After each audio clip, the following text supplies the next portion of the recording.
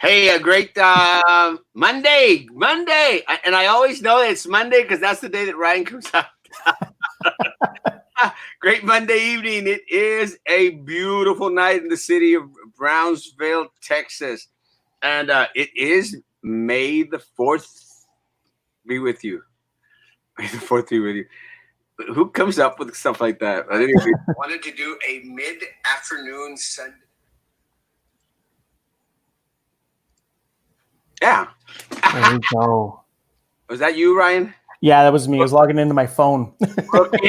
Rookie. Hey guys, of course, tonight we've got with us as always Frank A. Frank, how you doing, man?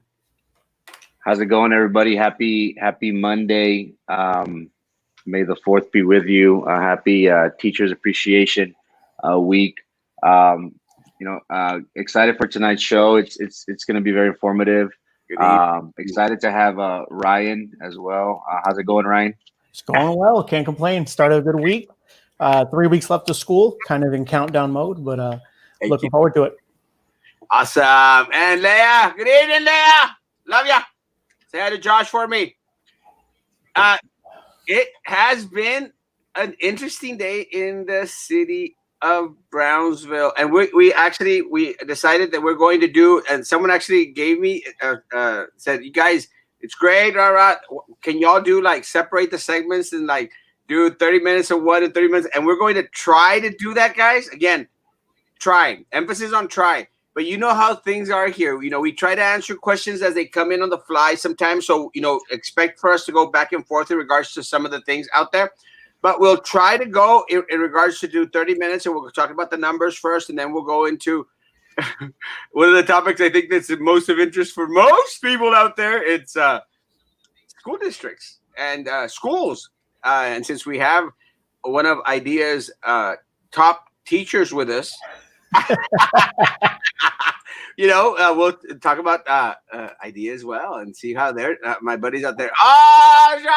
Let me tell you, I went to the mall today before we got into it. As I went to the mall, and I made sure I stopped by and passed by, and I'm so happy Italia Express is open at the food court. Let me tell you that, and again, and they know there because I've been going to go get pasta there for the longest time.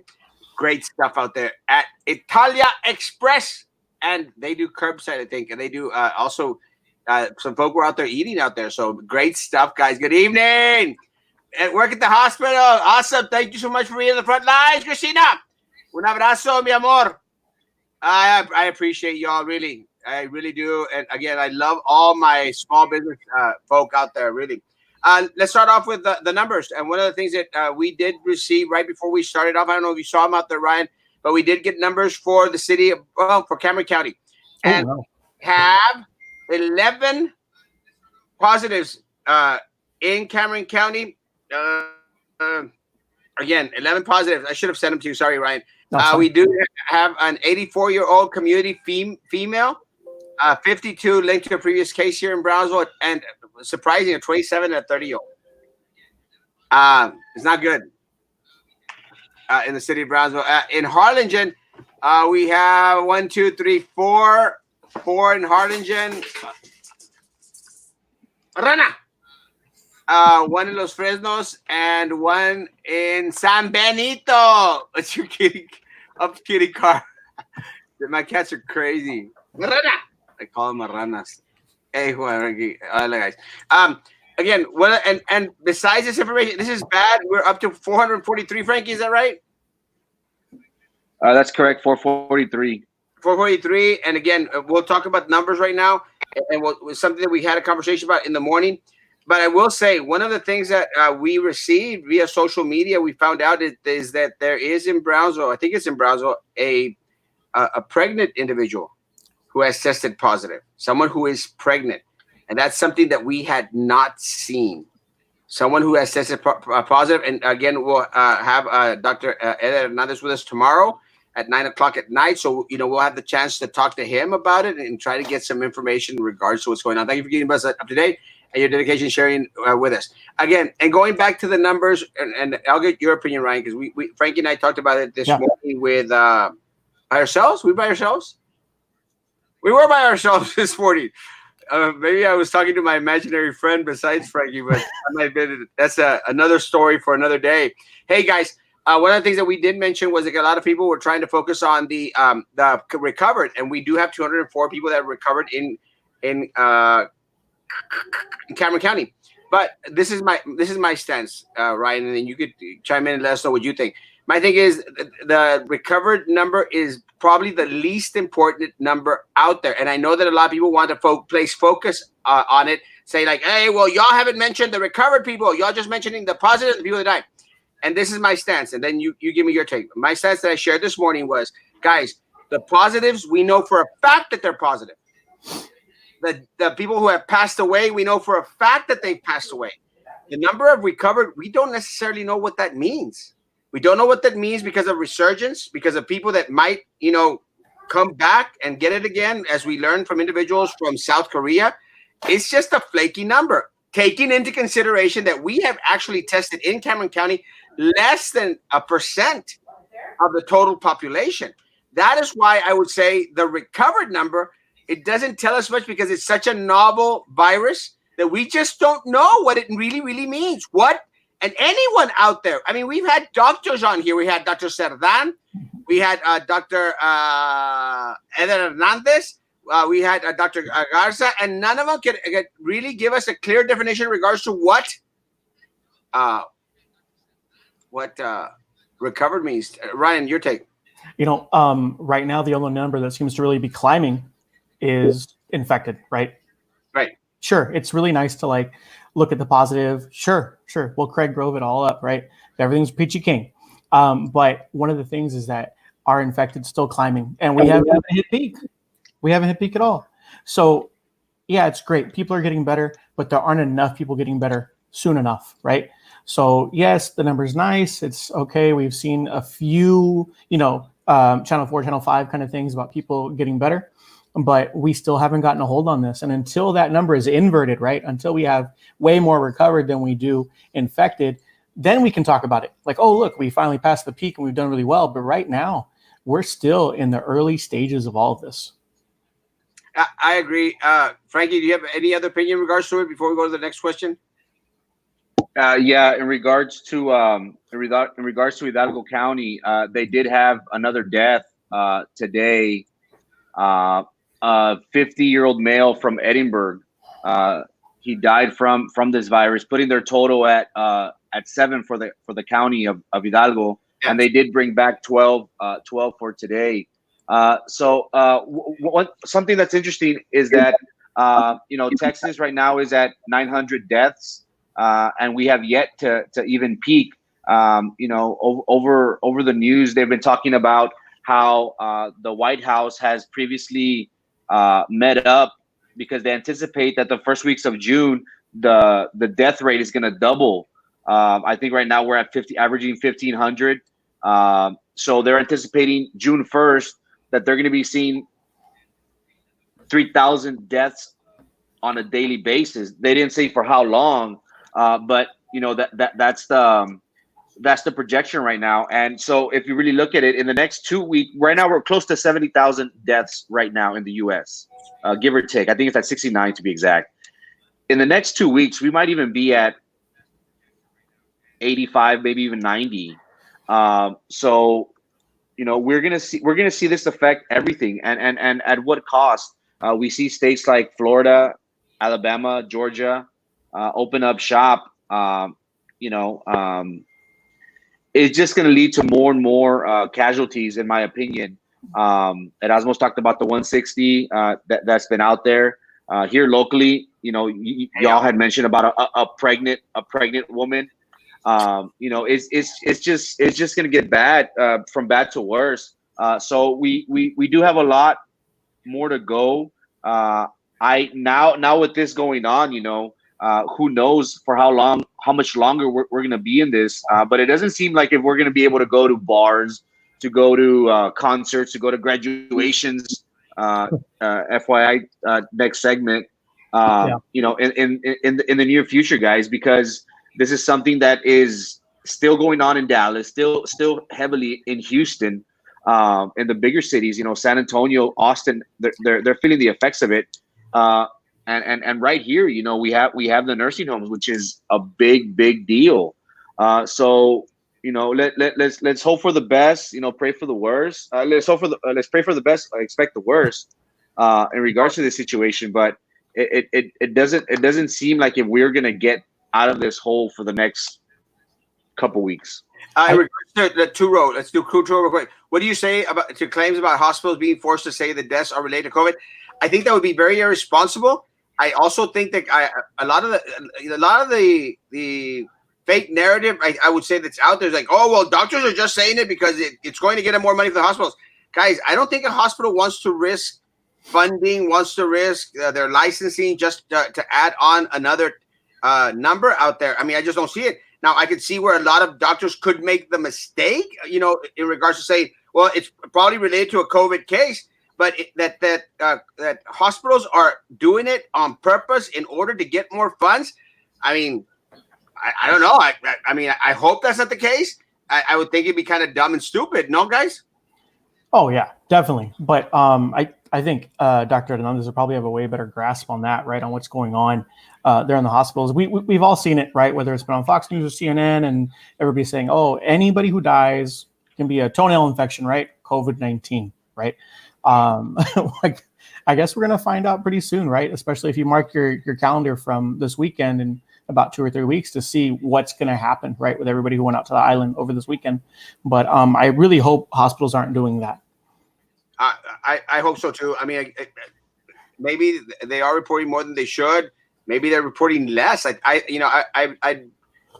tend to believe quicker that they're reporting less COVID deaths. And I mentioned that this morning that I would think that more individuals have passed away that have been classified as something other. But again, yes, please go ahead, throw your question. I'll be right there with you. How many people are in the hospital with viruses? I don't know the exact number. I think it's because of HIPAA and because of other, doctor-patient little rules. The hospitals can't necessarily share that information completely. I know that we did see a post this weekend in regards to a nurse saying, guys, the numbers are increasing at the hospitals. So I guess I would take that from them. Happy Teacher Appreciation Week. Thank you all for your news. Thank you, Eddie. And we'll go into the news things. Can BISD open its doors against governor's orders? Luis, we're going to actually reserve that question, and I promise we'll get into it after 9:30. All BISD questions. And again, if for some reason we don't mention it, but I think that is on the list of stuff to talk about right now in regards to the district, in regards to all schools. And we'll talk about that in a bit. But we'll come back to it. Well, tomorrow is the first day I go to work at my campus. Pray for me. You are definitely in our prayers. Thank you, Judy. God bless. Guys, the virus is in the past. Too many people getting better. High humidity and heat will drastically slow it down. We'll never get rid of it. Then vaccine will be available soon. Again, the heat thing is a heat thing. Again, it's nothing that's confirmed, nothing that's said, nothing that's it's just a heat thing. Some people have said, the president has said that because of the heat, everything's going to go down and everything's going to be honky dory. Do not know. I do not know. Honestly, I do not know. Palm tree, I don't know what that means. We will be coming back in fall in other states. Then back here in mid-October, you should focus on removing superintendent. We'll talk about that in the second part. In New York, a large part of death reported as COVID. We're not. Again, yes, maybe so. We just don't know. Completely, we just do not know. It's just new. Again, I would dare say that some of the cases out there, especially I think because of the large number in New York, I would say that a lot of the cases were misdiagnosed. I mean, how many people get misdiagnosed? They go in there for an ear infection and then all of a sudden they lose a kidney. I mean, I don't know. I was trying to make a joke. Sorry. Why are there no repercussions for infected individuals not staying in quarantine? That's a damn good question. Some commissioners, along with the testing site doctors, have gone on Facebook posts saying that they have seen these infected individuals. Can we notify law enforcement? That's a great question. Ryan. Oh, I mean, trust me, I'd love to, just put the finger on them, right? But we already have people who are upset about just staying home, and so everybody, right? Everybody who was home just wants to be out. right? Even these infected individuals, they still have lives, right? They ultimately do have lives. They have bills to pay. They have people they need to take care of. We don't know that, but it is something that, I mean, he brings up a great point. Why can't we, right? Why can't we identify those people? Why can't there be some type of repercussion for them being out? And even if they have a mask on, even if they have gloves on, that's simply not good enough, especially when lives are at stake. Yeah. Does anyone know anyone personally with COVID? Yes, we actually had someone on our live show like 2-3 weeks ago. A friend of ours, Kimberly, and yeah, very, very positive. And again, I just saw her Saturday. Actually, I went to go visit her. Well, not visit with her at her home, but stopped by her home. We maintained our distance, guys, so everything was okay. But he had the chance to go see how she was doing, and she's doing well. I saw you at the mall. Yes, I actually went by the mall. That's why I said I passed by Italia Express. I went to the mall to go see how empty it was. And let me tell you guys, pretty empty. Pretty empty. It's not the way it was before. So in that respect, good. Vámonos. Oh, God. Let's see. Mr. Cheese is downtown stores open. Not all of them. I will say some restaurants are open. I don't think all the stores downtown are open. No, not at all. Can't find your live stream on Facebook. Marcos, it's on Brownsville Cheese or on Erasmo Castro for BISD. I hope. Hey, so you actually went to the mall. I took a drive out to the island today. We actually went out on Access 6 and took the kids in the truck, had lunch out there, sitting there. It was not the same as this past weekend from the photos that I saw. Actually timed it from Highway 48, right when you turn right into Port Isabel, from Highway 48 to pulling up onto the island off the causeway took me all of 7 minutes. Right. Wow. Yeah, it was quick. And there was traffic. We went down to Access 6. That's just where I like to go. And people were distanced. It was really nice to see a lot of families out there. Ran into some daycare parents, Pete and Laura Torres, great people, saw them there. And it was nice seeing them. And we spent, about maybe 45 minutes, and I let my daughter do a Zoom from the island. She had a class meeting, like low-key flex. So it was nice, right? So I think now, locals will know, it's during the week. It's not going to be a weekend type thing. Again, we saw a lot of cars out there heading to the island. Is there many places open? If you're referring, Liz, to the mall, no. There are not many places open. Actually, I wanted to go buy candy apple at the candy apple factory, and it was not open. Also, that place right next to it that has that popcorn. I wanted to get. I'm addicted to popcorn. If anyone wants to ever poison me, popcorn. Let me tell you. Buenas noches, Veronica. I think you're my neighbor. I live off Stagecoach. Yes, we are neighbors. Chaparral. Yeah, it's Chaparral. I think we all live around this area. I got some signs for you, Ryan. Oh, bring them back. Later on, guys. Just to let everyone know, I found Merc bumper stickers. Let me know you want free bumper stickers. I actually found them in my car. I had a bundle left over from last time I ran. That's about the last time I cleaned up my car. Anyway, in regards to the COVID numbers, we are close as a country to hit 70,000 deaths. 70,000 deaths. 1.2 million, I think. 1.2 million. So again, what do you think about 70,000 deaths, guys? I'm not ready to see. Well, I mean, I haven't met anybody yet, or I don't know anybody in my family that has COVID-19. We've been doing a pretty solid job. My old boss, when I worked in Detroit, she caught COVID-19. She actually got through it, right? She did a few Facebook Live videos, but ultimately, I just am not ready to see, I guess, our community with less people, right, in that respect, and knowing why they're missing, right? It's not like, oh, just some person you don't know. Rather, you're aware of what's going on in the situation, and that just kind of makes it feel really heavy. It is. Again, I don't think that we're going to get to that phase. I mean, I don't know, maybe, I don't know. we're not going to get to the point where I think one of the things that I was very, I guess not, I don't want to say impressed, but really was like, oh my goodness. I did see that the city of Brownsville, put up their nice little post in regards to the individuals, and again, that's great. But again, one thing that's very, very concerning to me personally is, I like to be informed. And on there, they were still claiming that there were 0 deaths in the city of Brownsville. And I'm going like, guys, it's kind of pathetic that, bloggers, that we out here, we're talking about this because we know for a fact that, we've had these individuals. I mean, the guy that passed away, I mean, we've shared the name. It's been out there. It's already been laid to rest. And still the city of Brownsville is yet to claim that individual as someone who's passed away. I dare say that the county has yet reported it on their list. I have not seen it, and we tried to go back that week to see if we could find it.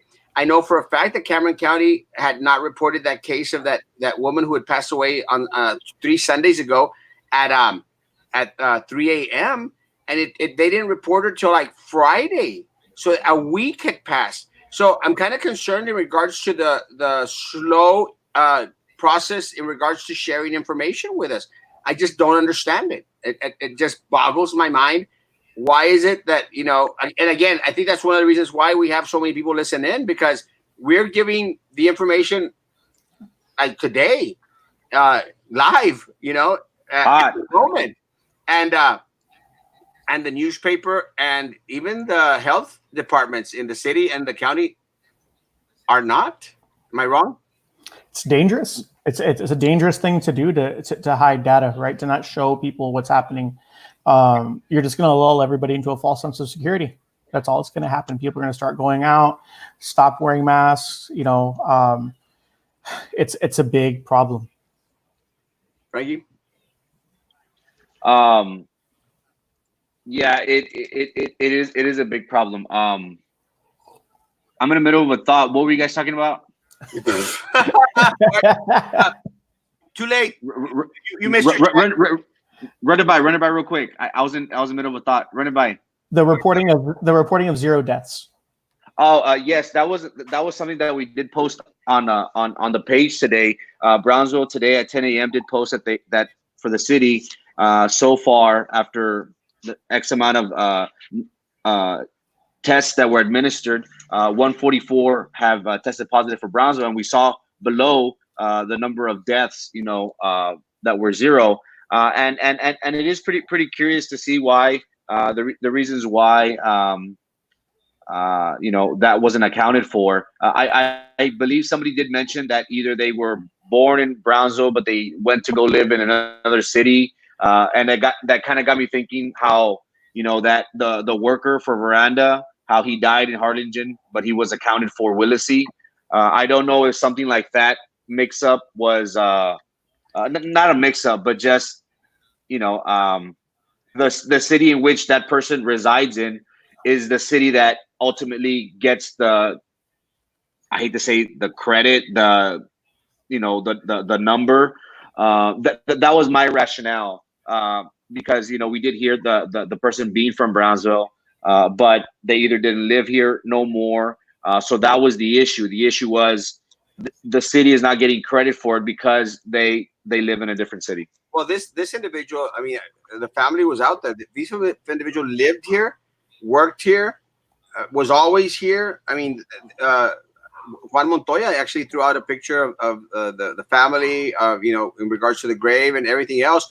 And neighbors were claiming that they had information in regards to him. Juan, in regards to your question, guys, what do you think about teachers that are going to be fired by BIZ board? We will answer that in very soon, like in 5 minutes, when we're going to BIZ. Please remind me of that question. It's a great question, but we are going to touch on that subject. Vamos para adelante o para atrás? Vamos hacia atrás.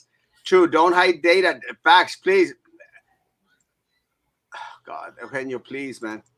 Someone sent me a message that the city of Brownsville are withholding the data. Again, I don't understand why. And Marcos, just to ask your question, when did the death happen in Brownsville? That was 2 weeks ago. Well, a week and a couple of days. So again, I don't watch the news. Same reason I get my updates from y'all. Thank you, Marcos. You should. Hey, Nancy. Saka. Oh, my Lord. Zero deaths done. Zero deaths. That's false. It is false. Zero deaths. So false. Yes. I understand when self-quarantine is not mandatory, is being more difficult to enforce. Oh, let's go back into Mike's question. Yes. Let me tell you, I actually saw in regards to how they're stressing, like, hey, guys, y'all have to stay here. I think, if I read correctly, and I don't know if you posted this, I think Laura sent this to us, that the city of Westlaco actually still had shelter in place for individuals who have tested positive. So they're monitoring them. They are making sure, and they're saying, again, maybe Westlaco is just a smaller municipality where they can actually do that. I don't understand why the city of Brownsville or the city of Harlingen aren't doing that on their own, just to make sure that these people stay in place. Because that was one of my concerns as well. I got a lot of messages from a lot of individuals that a lot of people were going out there and that were ahí andaban por Walmart, por todas partes, going back and forth. And it is a legitimate concern. What do you do with the individuals who have tested positive? I think we called out our friend Kimberly, because she had posted, "Oh, I'm going to go get gas." And I said, "No, don't go get gas. Save gas by staying home." No, you test positive. What are your thoughts of them listing people who die of other things? Yeah, we already talked about that, Jesse. Again, I'd be more concerned with them doing the opposite. But again, yeah, it is a concerning factor. They have no answer for the Chamber of Commerce, and words are there 4-letter words: gain, loss, toll, cash. Very good. The guy has the most annoying voice. Me? Sorry. There's other stuff to watch tonight besides my annoying voice. I don't know if it's me or someone else, but again, sorry. Don't post has an annoying voice with Psalms, some verse on your profile picture. Yes, I do the yelling. So again, guys, all the positives are coming in. Message sent by City Commission has been forcing the fire chief to keep numbers out of the media. That's not a good thing. The fire chief was correct saying that he is being forced to keep the numbers quiet or be fired. I don't think it's his authority to keep the numbers, or even keep up with the numbers. I think it's more of the health department that should be monitoring that. But again, talk about Eddie. We're coming on to the BISD section right about in the next couple of minutes. Anything else in regards to COVID-19, the numbers, and anything other out there, Frankie? No, just again, the anticipation of the next 2-3 weeks, seeing a high rise in positives because of the opening up of the beaches and stuff like that. Right now, we're at 70 in the U.S. In the next 2 or 3 weeks, we might even be double that. So we do anticipate being in the in the hundreds of thousands. We just don't know how many as of yet. So crazy stuff. Let's answer these real quick. Good. If a doctor calls someone who should be quarantined and they are not home, can the doctor report them to law enforcement? Is there repercussions if no one is spreading the virus? There should be. I just don't think that they're doing it. I like your voice too, Chris. Thank you. Thank you, Chris. I love you, man. Wasn't there some type of enforcement from that young lady who said she was going to go out and spread coronavirus and everything? That was like a month ago? Yeah, she got arrested. Yeah. I mean, so that's been our only real enforcement, right? And even then, did she even have it after all? No, she did not. Yeah. They did. Message saying, after reading this article, I would like to share a similar experience regarding a family member of family.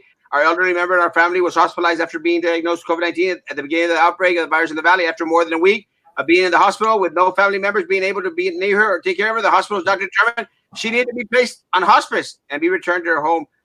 I don't know if that was a question or a statement, but it was a personal experience. I have a question in reference to the post about unions. What flyer from yesterday are they referring to? Oh, yes. We'll talk about that right now, Carlos. Please remind me. That's a good question. I know exactly what you're talking about. And we're going to touch on that. Wow, that's playing with fire.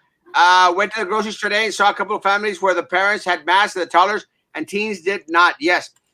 Eduardo! How you doing, my man? Erasmo, how do you feel about the graduation? We're going to talk about graduation dates. I promise you. Call it live. That'd be fun. COVID is causing people to suffer from strokes. Left with and that there was an article. It was actually children that were or young people were having heart issues with that. But again, not true. Fluency. Yes, fluency is good. I've been looking for Lysol and Clorox wipes since all this mess began. If they'd only get pallets of those items instead of beer, maybe these numbers would go up. Maybe you could kill it. Hey, calm down on the beer. Calm down on the beer, Jimmy. I hate my neighbors. Can I report them if they have runny noses? Oh. And it is 9:30. Ding, ding, ding, ding, ding, ding, ding. I love you too, Eduardo. No, I can't repeat that last word, but yes, I love you too. Guys, let's talk school stuff. All right, guys, everyone start coming in. We're talking about school stuff now. Did you have the list of what we're going to talk about first, Frankie, in regards to it? Do you have it up? 1 second.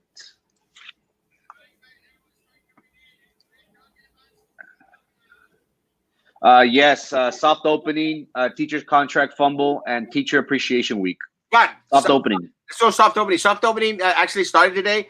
Again, it wasn't for teachers. I know that some teachers had the option of going in. Actually, Ryan shared with us right before coming on that Ryan had the opportunity to go in, but it's a little bit different. It's a little bit different what IDEA is doing to what BISD is doing. And let me tell you, in regards to the question that came up in regards to AOBE, let me tell you guys, again, if anyone out there knows me, they know that if I see something wrong with these people, I'm going to call them out, and I don't.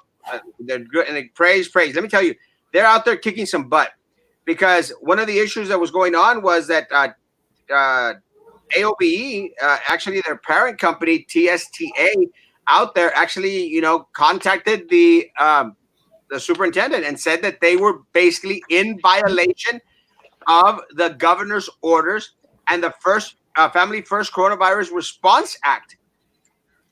And they are right. They are in violation. Frankie, we said it here. We were out here, we were saying it. Nowhere in the governor's orders does it say that teachers have to go back. You don't say. Huh? You don't say. I'm serious. Nowhere in the TEA recommendations does it say that they have to go back. What they say is if they're going back, this is what should be done. These are the suggestions that we are out there giving. And again, I'm not making this stuff up. They weren't there. We were talking about this 2 weeks ago. And again, and I'll say this, and correct me if I'm wrong, what does IDEA decide to do? IDEA decides to say, hey, you know what? No, we're not going to let them go back. But you know what? If they want to go back to go clean up their classrooms, then we're going to set a little schedule for them to go out and do it. Ryan, am I wrong? My 2 hours are tomorrow. So we're all set up to where we don't even work in the same hallway, and we're going to be on campus. So they worked it out really well. We have 2 days, 2 hours spread out throughout this month. And I'm going to go tomorrow. I'm going to have my mask on and everything. But they made sure to tell us this was completely optional. Either they could pack up our stuff, but we're teachers and we're very protective of all of our things. But they said, hey, we can pack it up, or if you want to, you can. And that was it. It was never, hey, come to instruction, come to meetings, nothing of that sort. Lalo, saludos a tu nephew. You're my nephew too, Eduardo. Saludos, Eduardo. Y saludos, Frankie, de parte de Eduardo. Guys, it's not rocket science, Ryan. I mean, it's not complicated. And now AOBE is getting ready with their legal team to challenge the stupid superintendent, because he can't comprehend what the governor stated and the recommendations that were given by TEA. And now they're going to force classified personnel on there, and they're going to force teachers, because of course they're saying it's voluntary for them to come on. They're going to force teachers to come on there. It makes absolutely no sense. It's May 4th though. How much longer is that going to go on, right? You're going to see the end of the school year come and go, and this may not even be resolved. Guys, I'm not making this. TEA, Alberto Alegría President, is taking their monies and buying a boat, a newly duty truck, and many other toys. Why are we going back then? Because it's a power trip. Because they have the authority to make people go in. It is not the prudent thing to do. It is not the smart thing to do. And then AOBE is out there challenging in regards to the response in regards to food nutritional services out there. But it wasn't food nutritional services. That one came from HR. From the HR director, said, you make them use up their FMLA. You make them use up their FMLA on this. Where in the world does that say in the governor's order or in the Family First Coronavirus Response Act? Where? It doesn't. I mean, goodness gracious. Do they really want to screw staff and teachers over? I mean, are they desperately intent to screw them over? I mean, and I'll show you. I had a response from one of the board, a couple of the board members. Oh, we want to sit down and have a talk with you. I said, fine. Let me send to you the topics that I want to talk about. And they start off with attrition, and they start off with wanting to get rid of teachers, and they start off with soft opening. That's what I want. That's the only things I want to bring up to them because they aren't listening. And again, as much as they want to come out there and say, well, we care about the teachers. I mean, goodness gracious, guys. They put out a little article. Oh, we care about teachers. It's Teacher Appreciation Week. It's Teacher Appreciation Week. Does anyone at BISD who is a teacher at BISD really, truly believe that they are appreciated by this stupid superintendent and this corrupt school board? Anyone out there? Anyone? Frankie? Has anyone out there thought us on it? No, and again, shouts out to AOBE. They've been the only ones at the forefront for the teachers in regards to their current situation during this COVID-19 crisis. It's going to be interesting, Ryan and Erasmo, in regards to soft opening. We do have, based on the update that was given by this organization, that they did file, with with BISD in regards to their violation of the governor's orders. And I do have here that an elementary school is preparing to go back in the later parts of the month. And our principal told us we can go in for 1 day for 4 hours if we want to, and that's it. It will be a schedule of 2 grade levels per day and have to stay in our rooms, no visiting each other. She told us that we don't have to go in back after that. So what happens if these teachers, for whatever reason say, hey, I don't want to go? We've talked about previously about FMLA, how it affected classified staff. I don't know how different the classified and the teachers are in regards to it. I would hope that teachers have more weight and more access to FMLA. Because according to the staff member, they said that they don't have as much days as the teachers. So it's going to be interesting. It's going to be interesting to see how how this plays out. AOBE has been fighting, righteously, in my opinion, for the teachers and during their current situation. It looks bad overall, guys. Again, we do have 4 weeks left of the school year, 3 weeks, if that. It's just a bad move. I understand maybe just to close up shop, but they're not making it seem like that. And we have yet to see or confirm, guys, in regards to the stipend, the $60-$70 that the teacher would have received if they haven't already. It just looks bad. Constantly it's been one thing after the other. We've been hoping that they would have taken a better stance, better approach. But it just seems like if they're out of tune, out of reality with the needs of the community, but more importantly, the needs of the teachers. They're trying to schedule me to go into print paperwork, guys. It's madness, guys. Madness. No one is asking them for that. No one at the state level is asking them for that, guys. Anyone out there at BISD, anyone out there can say that they don't have enough documentation, enough paperwork out there? No one is asking them for all this stuff, guys. They're not. They have the right to say they won't report to the workplace. They can continue to work from home. They are going to be placed on a very, very short list. But let me tell you, guys, That's just use your inner voice. I love you. No. What are the classified employees doing to get paid? Superintendent of the board stated they were going to get paid double and pay them, and then 1.5 pay, but now they will not get paid anything. Well, that ended after April the 30th. Yeah. I need to switch to AOBE. Let me tell you guys, I'm going to say this again. I'm sorry. I've gotten messages in regards. Goodness gracious, guys. If you got a teacher association out there like Brownsville Educators Stand Together who are out there kissing the butt of the superintendent, they're not serving you as a teacher or as a member of personnel. They're not serving you in any way, shape, or form. And someone mentioned in regards to TVA, again, I'll say it again. I love the people from TVA. I love them to death. They endorsed me when I ran for BISD. But let me tell you, have heard nothing from them. Nothing. Anyone have heard anything from? Are they still alive? Do they even exist? Nothing. They're risking teachers' lives. It is embarrassing, Eduardo. Eduardo is my sobrino. BISD really making Bex having graduation at Sam Stadium. Sam Stadium won't even get full. Sam Stadium doesn't even have the Bex flag or whatever. Guys. Oh, and someone asked in regards. I'm glad you touched on that. Someone asked in regards to the graduation. BISD produced a list in regards to possible dates of graduation. Guys, don't get your hopes up. Do not get your hopes up, guys. Find your own way of celebrating your graduate, for goodness sakes, folks. I mean, guys, make yourself of the mentality. Guys, celebrate them anyway. I've seen people that have been creative and started doing. The family does a little parade in front of their house. Guys, it's for the family.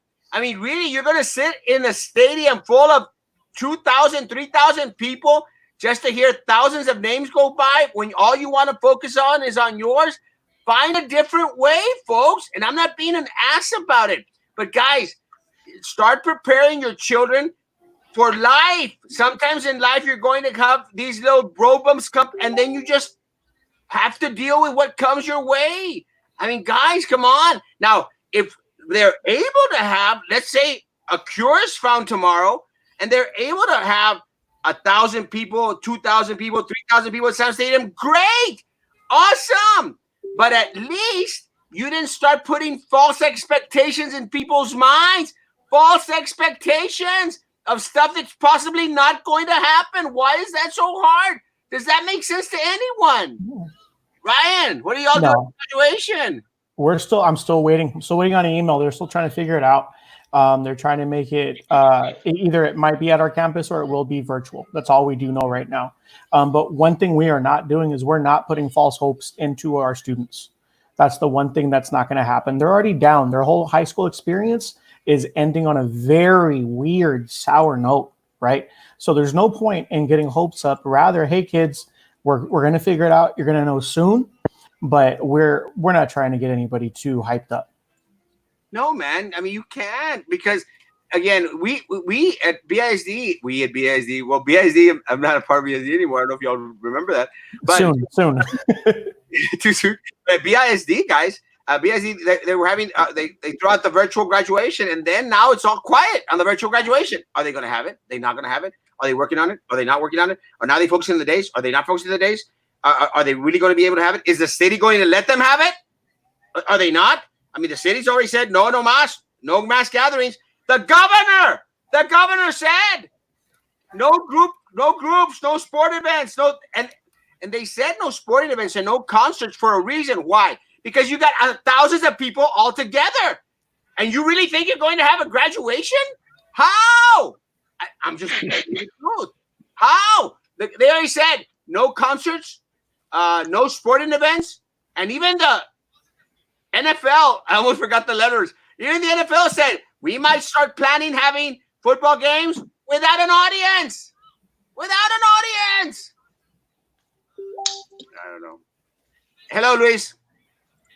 Eddie, graduation is unique and for the family. Stay at home. Mm-hmm. Guys, yes, it's for the family. And I mean, look, there's thousands of examples out there on social media in regards to different examples on what to do and what not to do and what you might be able to do. Be creative. Be creative, guys. You know, do something different. I don't know. Save up the money or something. I don't know. Your guys are funny. Love you, Luis. Shoot. I'm sorry I'm behind. What school is In regards to the graduation, it just seems that the district is adamant on having this graduation. The superintendent has previously mentioned, the importance of the individual walking down the stage. Love you. The way I see it is, those 20 seconds of fame aren't worth the potential health hazard, health risk that it could bring to the individual and the families. We understand the significance of it. We've talked about it previously, but on the district's A, B, and C plan, it seems like if they're, we're going to try for May. If May doesn't come, June, and maybe it's them trying to show, trying to demonstrate to the students like, hey, we want this to happen. We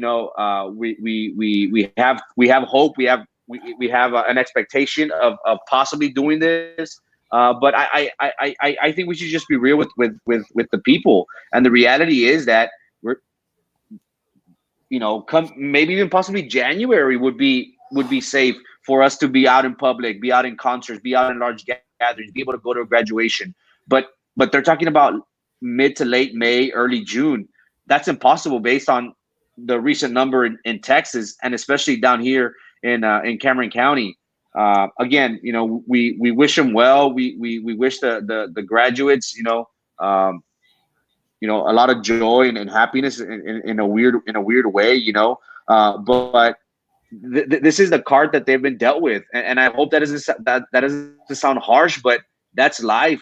Life. We have many goals, many expectations, but the reality of life is we don't always get it the way we ask. Frankie, our cards are dealt, and we just go with the punches, Ryan. Well, there are a lot of things I tell my kids, right? And it's going to sound cliche. It's not about the destination, right? It's about the journey. These kids have worked themselves towards graduation. They've earned their accolades. They've done well, and everything they've learned along the way is what matters, right? And I know graduation is that cherry on top for a lot of families and our community. We all celebrate that, but ultimately you can't end the year. Yes, last couple of months cannot define what they've done the last 4 years, right? So everybody should be proud of what they've learned, what the skills they've developed, and these kids who are going off to college, these kids who are going to be, members of our community, they should be celebrated by their families, right? And just remember that what they've done leading up to this isn't all lost. No, it isn't. And again, guys, I was out there.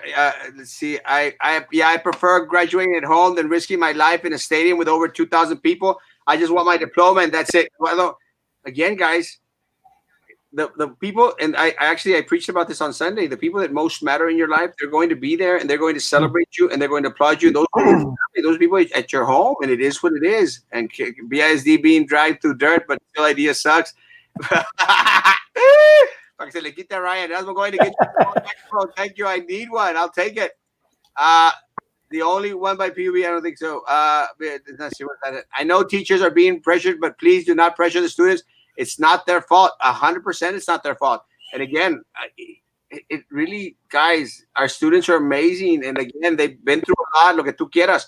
But guys, again, it's a good life lesson. Not everything in life is always going to turn out the way you expect it to turn out. You get thrown lemons, you make yourself a lemonade stand and sell those.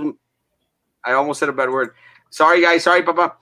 No entienden, son socarrones. Erasmo, did you get Trump's accordion? I'm not sure what that means. Erasmo needs to speak a little louder. Really?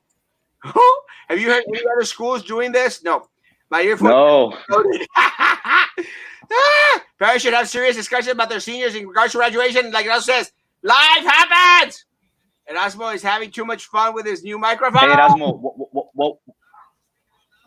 what was the fumble with the contracts? Oh, we're going to go in the teacher contract fumble. Actually, there's two more things. We still got time. We might pass a couple of hours, guys. We're going to the contract. One of the things, again, you can't make this stuff up. Well, it's not a fumble, guys, but one of the things that came out today, it was in regards to a part. Now I'm not going to have it with me, but let me read it out. And a couple of teachers sent this out to me, and they said, like, Erasmo, have you seen this? And guys, got sent their contracts this weekend in order for them to sign, send back in. One of the things on the contract called financial exigency. Ryan took a deep breath.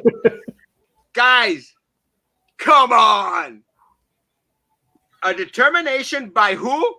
By the board, by the corrupt school board, that a financial exigency requires a reduction in personnel.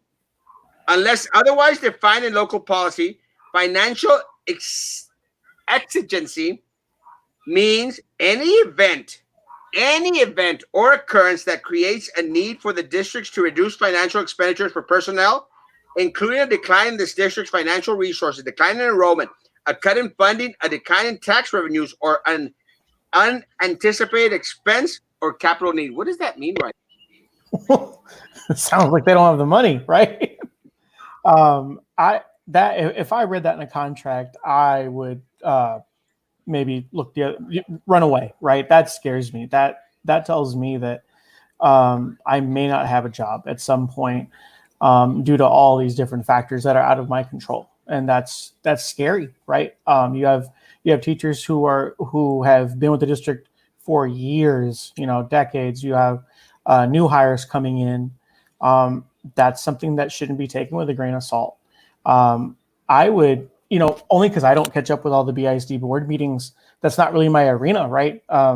But when was this spoken about? Like, was there any special called board meeting, any budget considerations? I haven't heard you talk about this at all coming up. Yes, we've heard about kids leaving, possibly losing enrollment, but this is a slap in the face. It's a slap in the face, guys. Look, guys. And I had a conversation with a teacher today. Hey, well, it's always been part of the contract. I said, look, guys, very, very simple, very easy. You already know, the school already knows how many people it's going to count on next year. I mean, you're signing a contract. So what you're saying is that in the middle of the school year, if they ultimately decide, hey, well, we didn't have enough students, we can terminate you. Is that what it means? Like in the middle of a contract, they could just decide, you know what, we don't need you anymore. And I'm sorry, guys. It's like they're continuously my school said no students or parents allowed. I don't understand why the school is doing this.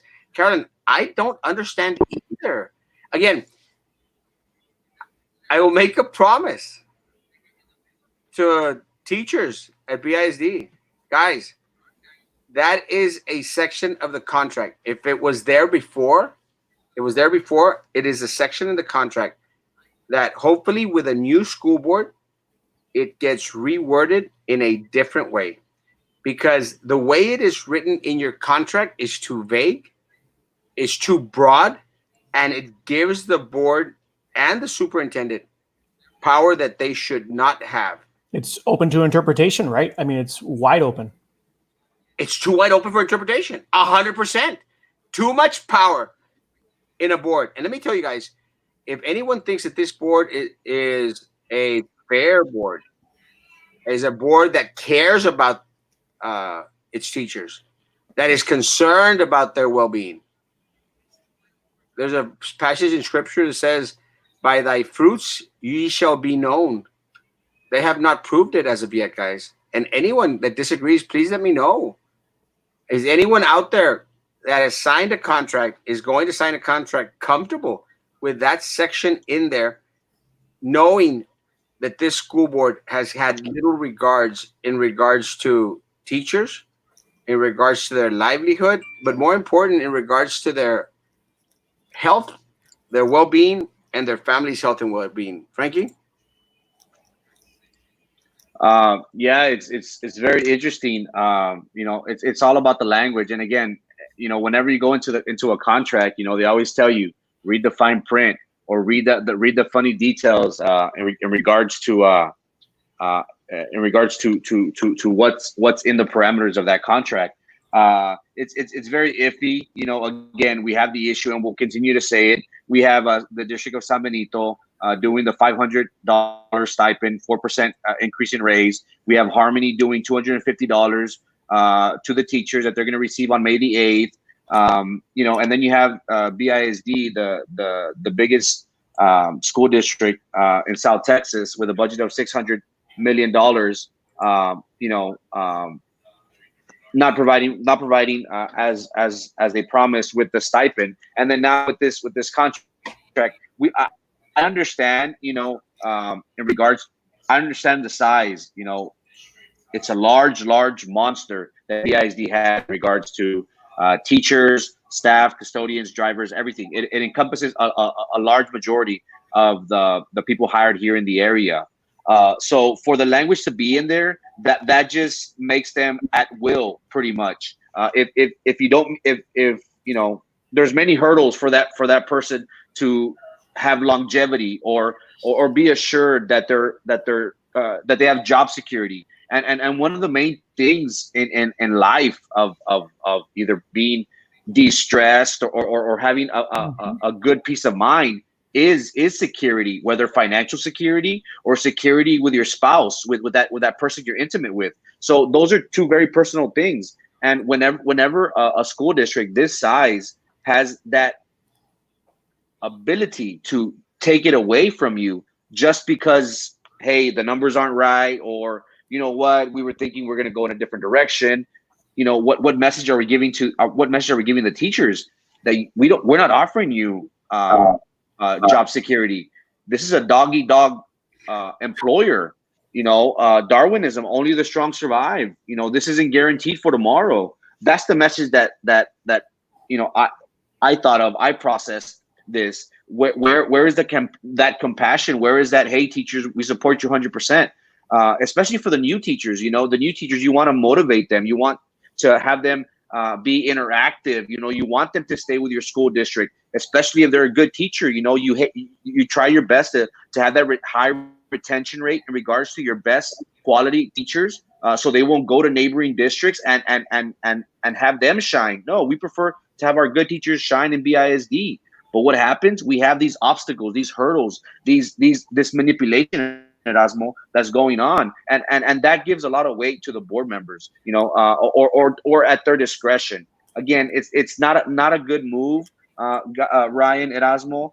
We are, I don't know if they know this, but we are in the middle of a pandemic. There is, I'm not sure if Michael said 30 million or 60 million people unemployed in the state in the U.S. 30 million, and then for a budget the size of BISD, 600 million, Fortune 500 company, to put those parameters in place, it just doesn't sit well with me, guys. Well, part of the problem is, again, guys, their timing is horrible. Their timing is just so very bad. Now, guys, and any teacher out there, correct me if I'm wrong. Any teacher out there, correct me if I'm wrong. The district is not going to lose students because of teachers. They're not going to lose students because of teachers. They're not in the mess that they are in because of teachers. They are an A district because of teachers and because of principals and because of counselors. That's why they're an A district. And because of Dr. Sendejas. And because of the leadership of Dr. Sendejas. That's why they're an A district. That's why. Them losing students, them with having the fear of the money's not going to be there. The teachers didn't pocket money. They didn't take bribes from undercover federal agents. They didn't foment a culture that permitted Sylvia to pocket money. It was the corrupt school board. So if anyone is at risk of losing students, it's not because of AOBE, who's out there fighting for teachers' rights. It's not because of teachers or counselors or parent liaisons or principals who have actually made this district an A district. It is because of the failed leadership of a stupid superintendent who has yet to address any of the questions that are concerning to teachers and to staff. And because of the corrupt school board that pocketed our district's money, our children's money, and our teachers' money. That's who's at fault. No one else. No one other. Tanner County Public Health officials confirmed Monday 2 more deaths. That's not good. Thank you. Straight out of VIZ employee contract. Financial ecstasy. That's the one we just read. Mariana, it is very sad. Again, we start off Teacher Appreciation Week, and it seems like the superintendent slaps teachers in the face. The school board, the corrupt school board, have they addressed any of the issues? Any? None. But they have a school board meeting tomorrow, and I have the agenda. I don't get mine delivered anymore because I'm not on the school board, but I sure as heck did print it out. And one of the only board member requests on there came from Eddie and from Philip. You want me to read it? Oh, yeah, please. Discussion, consideration, and possible action regarding the recording of board meetings in executive session. Ooh. The meetings in executive session in the back, they are recorded. Okay? They are recorded. Eddie Garcia and Philip Cowan want to stop recording the executive sessions meetings in the back. No recordings. Why would they want to do that, guys? Anyone have any thoughts on why they would want to have no proof of what was said in the back while they're in their boardroom meetings in executive session? Anyone? Hey, Erasmo, I have a quick question on that. Yeah. Are those recordings public record? Like, could you do a public information request on those or not? You could submit a public information request. They will go to the state attorney's office, who will require individuals to probably get a court order. Oh, wow. Court order. But via a court order, they can have access to them for a particular case. But they do not want the executive session meeting to be recorded anymore. Anyone? And you can't subpoena recordings. That's very true, Jaime. Why are they trying to remove recordings? Why? What are they afraid of? Very good question, Maria. What are they afraid of? Anyone have any clue? I'll tell you. Anyone? If I could chime in real quick, we've seen how, and I hate to bring this up, guys, maybe I shouldn't, but we've had 2 suicides within the district. There's been allegations or word throughout that money, food is involved in the hundreds of thousands, if not millions of dollars. We have a sitting school board member who was recently indicted for allegedly accepting bribes from an undercover federal agent. The school district for the past 5 months has yet to address this very issue, the elephant in the room, so to speak. We've seen time and time again how either everything's been thrown under the rug, or have looked the other way in regard to these current situations. One would think that with the issues dealing with the food, with the alleged bribery by a sitting school board member, that the district would try and be transparent with the community, that they would try and say, hey, look, you know what? This is what happened. We are aware of this. We will try everything as possible to be transparent with our community, to make sure that we are being held accountable, that all the finances, everything is accounted for. We've had an accounting of X amount of months, X amount of years, to show you, the community, that if there was any wrongdoing, here it is. But we have the opposite, Ryan. We've had the opposite at Erasmo. We've had now apparently the board members have taken it upon themselves to restrict that from being on the record. There are many issues discussed in executive session, many issues that we're not privy to. So for them to do this with the totality that is BISD, the monster that is BISD, it just makes me frown, because hey, why aren't we addressing the elephant in the room? What's the need to take away the recordings? It just mind-boggling. Go. No, I just think of it like if I was a member of that board, I would fight that. I would fight that tooth and nail, so that way you could have a recording that shows that you are on the right side of the issue. Well, 2 board members placed it on the agenda to vote on. Wow. And what they want to end recordings of their executive session in the back. They want to end that. Erasmo, playing devil's advocate, what could be their argument? What could they try and justify to the people? Ryan, this is the reason why I'm taking it away from you, because of what could it be? Because again, nothing that would benefit the community. It would be 100% in order to protect themselves. I'm going to answer protect themselves. There's nothing. Doesn't make it. Is it local policy or state policy to record executive sessions? Actually, it isn't state policy. It is not. It is something that the BISD has adopted in regards to it, and I will say this, at the recommendation of the school board attorney. School board attorney actually wanted those meetings recorded, and I'll tell you why.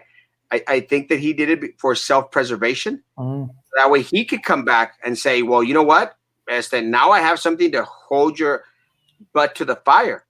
I really believe that what he did it for, the reason that he implemented it and was insistent that it be there, was because he wanted to have something to hold against them, because he's out there for himself. That is my take on it. So it is not a state mandate. It's something for them. Finish your thought, Erasmo. Chris, be nice to me, bro. BIC 53 million health insurance. Phil Collins, Sylvia Atkinson, Drew Brown, Priscilla Rogatim, Ronald Reyes. Que chulos. When will Sylvia Atkinson be removed? She's controlling the board. That's not good. She's still controlling the board. She will not be removed. And I've said it again. I'll say it. I hope she doesn't. I want her to suffer on there as long as possible without being removed. That's just my take. The best pachanga wins. Erasmo, I know this is off topic, but I am now registered for. I love you, Eduardo. Eduardo, go get more people to go out there and register to vote. I love you, man. Thanks. And again, be ready November. Love you. Who thinks it will pass? They have the votes, guys. Now, again, maybe now that it was mentioned, they try to slip it through because Fuga wants to hire another friendly architect. This new board must fix this ridiculous proposal. When Sylvia Atkinson's case, Sylvia will have a trial, jury selection on June the 8th. If we're able to have it June the 8th. And yes, I plan to be there or be square. Final comment in regards to something that came out today as well. Thank you. I stole this from one of my teachers, El Primo, out there at Manzano.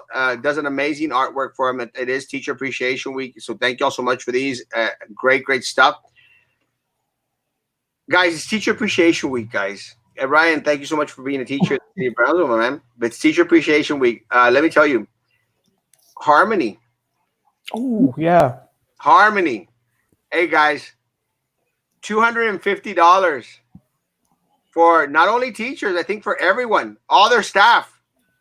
$250 for Teacher Appreciation Week. Does anyone know how much BIZ personnel are getting for Teacher Appreciation Week? Naranjas? 0. I just learned that they haven't even gotten their $70 stipend yet. My wife, actually, she works for Harlingen, and she got in the mail today a $15 Whataburger gift card, and then later on it was a $20 Amazon electronic gift card. I was like, oh man, that must be nice. So of course I started, window shopping on Amazon. All right, let me tell you. It's great. It's Teacher Appreciation Day. And again, one of the things that we mentioned, this weekend or yesterday or this morning, it's very sad because it was so cool for teachers to get like those little gifts from the kids, and I know teachers really, really appreciate them. Guys, find a special way to say thank you to your teachers if you can. If you want to send a gift to the school, to the campus, I'm sure the teacher will be able to pick it up whenever they go or stuff. Just be inventive, be creative. And mi primo David, thank you so much for the artwork. It's amazing. Ooh, David. It really is amazing. El primo. Guys, find your special way to thank. And please, to all the parents out there that have their kids at BISD, please go out there and show some appreciation to your teachers because the district is kicking them in the butt, slapping them in the face. Giving them these financial exigency clauses, not even giving them their stipend. San Benito gave it to them in 2 days. Guys, please show some love for our BISD teachers out there. I mean, right now they need all the love they could get, guys. Saludos. You're not on YouTube, Raul. Your Facebook. Cameron County COVID cases total 443. Thank you. Saludos. A bag of beans. They're not even getting bag of beans. Yeah, that's more like it. Mamas, mommies, and mimis. Yeah, those are my baby girls. BISD may give teachers another amazing $1 pin. It was actually cost 16 cents because they bought them in China. Made in China pin. Yes. Talking about Whataburger gift cards, I actually found, besides falling asleep at Whataburger, I got gift cards from Whataburger. And I actually found when I was cleaning out my car, besides the amazing Merc bumper stickers for anybody that wants them, I actually found in my car a $15 gift card, now that you mentioned it, from Whataburger that I haven't used. But let me tell you, good time to use. No koozies. Koozies are for beer. You gotta stay away from the beer. For obvious reasons. Thank you, Jaime. Are you ready for school board? We'll find out this week. Erasmo, are substitutes getting paid? The ones that were on a permanent basis are. The ones who are not are not. BISD face masks? No, that's only for current board members. Who else is running? We'll discuss that later on this week.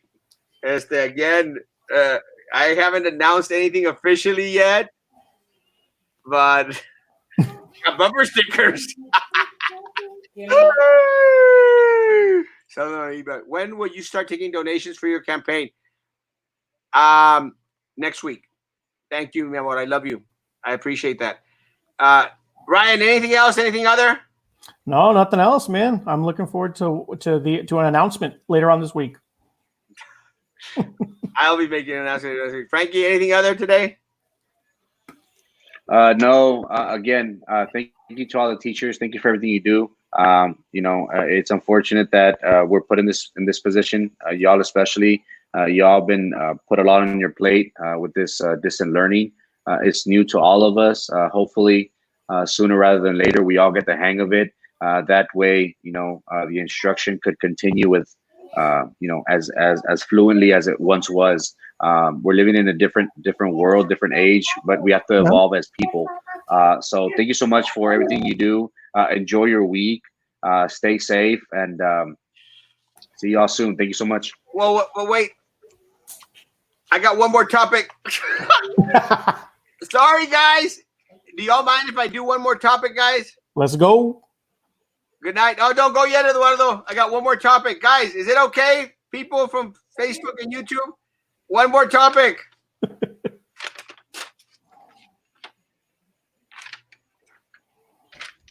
On the agenda. We'll talk about it some more tomorrow. Just got one more topic, guys. Sorry for the people that left. I apologize. We'll repeat it tomorrow at 9 o'clock in the morning. Tomorrow, same bad time, same bad channel. Yes. One more topic, guys. Sorry. Call them. Tell them to come back.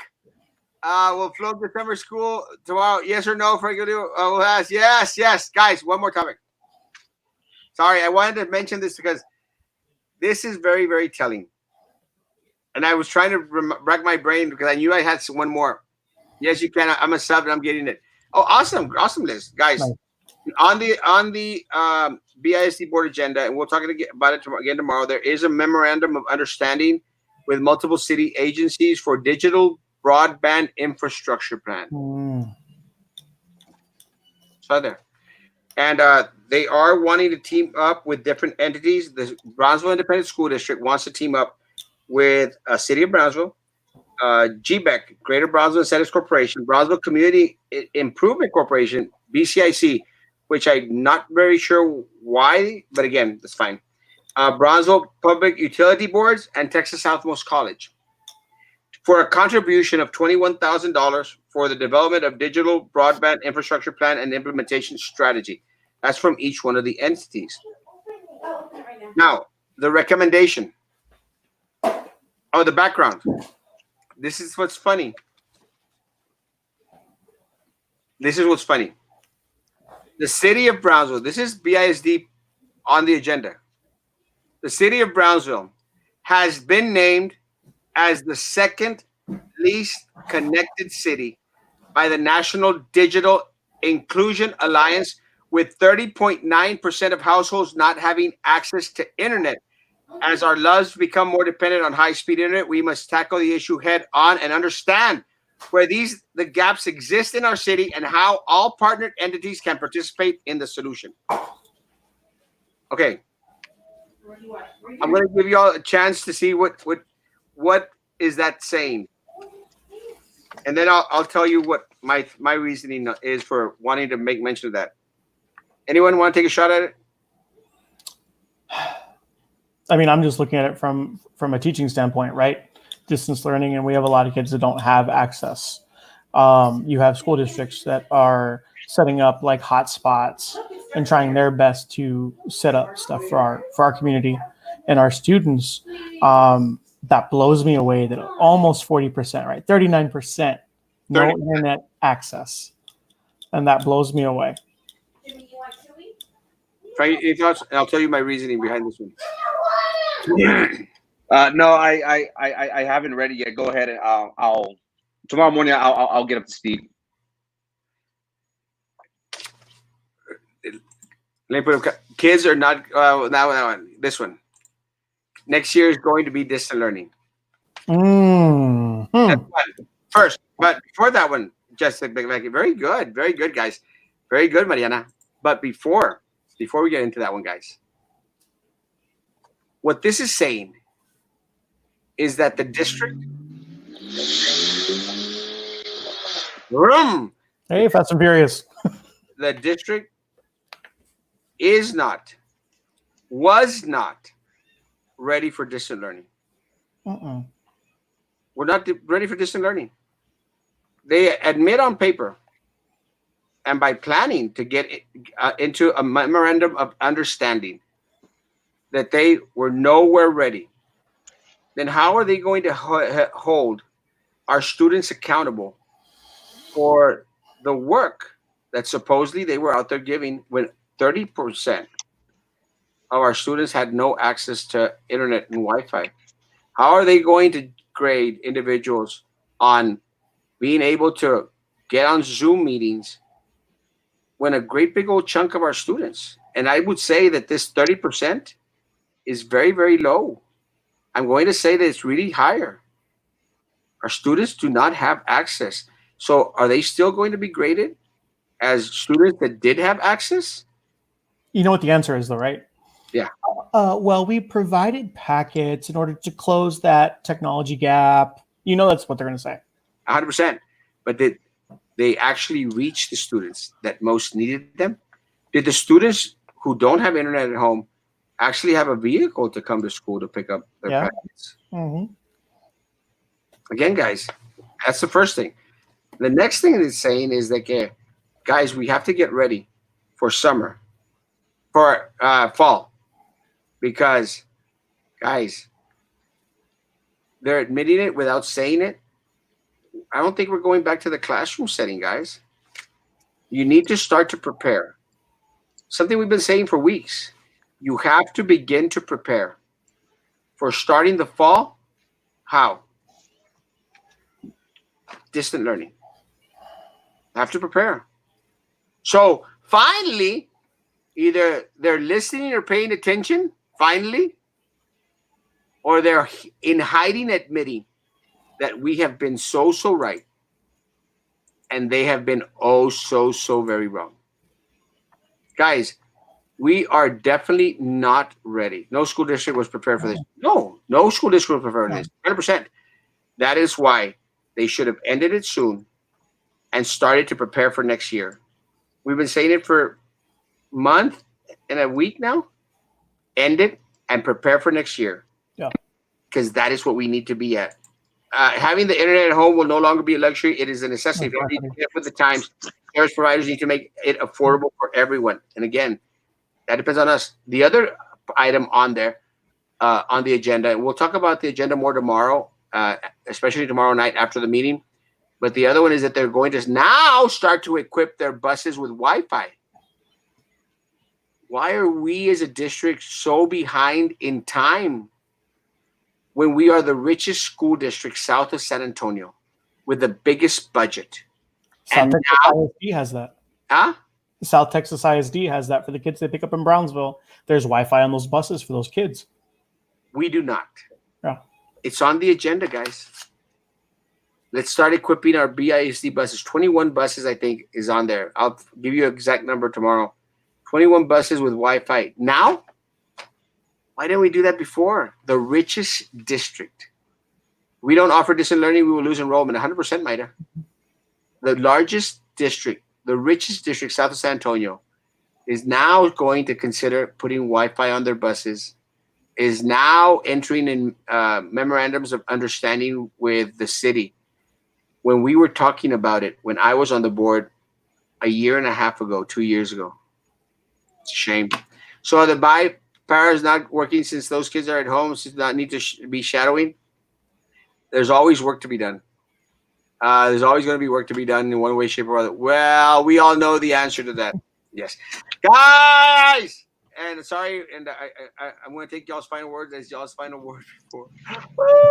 Guys, tomorrow we should have an interesting morning session at 9 o'clock in the morning. We'll discuss. We'll have a chance to go over the BISD school agenda tomorrow morning at 9 o'clock. We'll go all through those things. There's a couple of other things that concern me in regards to the insurance on there. But again, we'll talk about that tomorrow. We'll have more stuff to talk about tomorrow. Ryan, thanks, man, for coming on again, bro. Thank you. Love being on.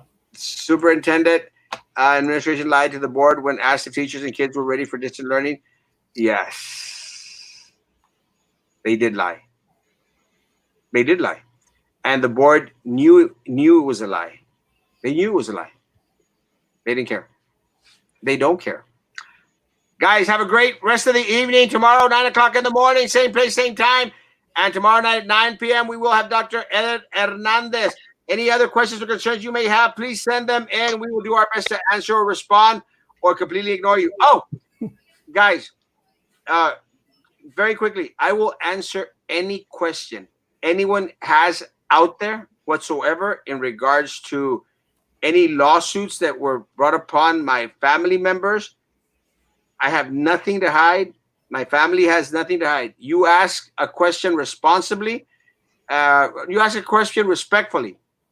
And I will answer your question 100%. And I will just throw that out there. It is what it is. I have absolutely nothing to hide at all whatsoever. It's an open book, folks. With me, you know exactly what you get. Love y'all. God bless. Take care. Hasta pronto.